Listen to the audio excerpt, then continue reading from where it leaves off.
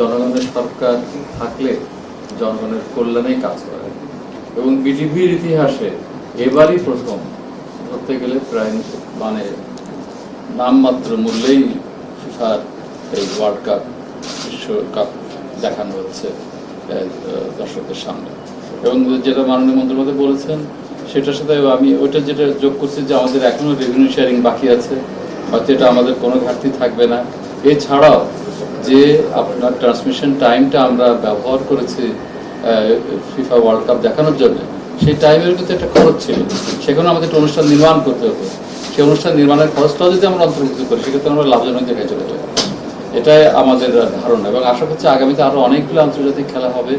এই যে নতুন উদ্যোগ নেওয়া হয়েছে, সরাসরি যোগাযোগ করেছেন, এবং এটা বিরল দৃষ্টান্ত যে কোনো টেলিভিশনের জন্যে কোনো আন্তর্জাতিক সংস্থার সাথে স্বয়ং তথ্যমন্ত্রী মহোদয় বা তথ্য প্রতিমন্ত্রী মহোদয় এবং সরাসরি যোগাযোগ করে বার্গেন করে জনগণের স্বার্থে এটাকে নিয়ে আসতে পারেন, এটা আমার জন্য একটা নতুন অভিজ্ঞতা।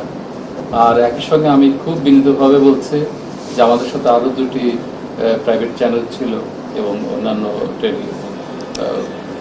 আপনার মোবাইল টেলিফোন কোম্পানিরা ছিল। এসব সব কিছুর মধ্য দিয়ে একটা জিনিস প্রমাণিত হয়েছে যে আমাদের প্রকৌশলীরা, আমাদের টেলিভিশন ইঞ্জিনিয়াররা খুব সফলভাবে কাজ করেছেন। এবং এই যে বাইরে থেকে যে একটা ন্যারেটিভ আছে যে বিটিভি সম্পর্কে, সেটা কিন্তু তারা একদম নস্যাৎ করে দিয়েছেন। কারণ প্রযুক্তিতে আমাদের প্রকৌশলীরা অনেক অনেক এগিয়ে আছেন এবং তারা যথেষ্ট সহায়তা করেছেন এবং তাদের সম্প্রচারের ক্ষেত্রেও তারা যথেষ্ট সহায়তা করেছেন। আর এছাড়াও আমাদের এই অভিজ্ঞতার আলোকে আমরা আরও কিছু প্রযুক্তি কৌশল আমরা সংগ্রহ করব, যার জন্য আগামী খেলাগুলি আরও সুন্দরভাবে ট্রান্সমিশন করা সম্ভব হবে।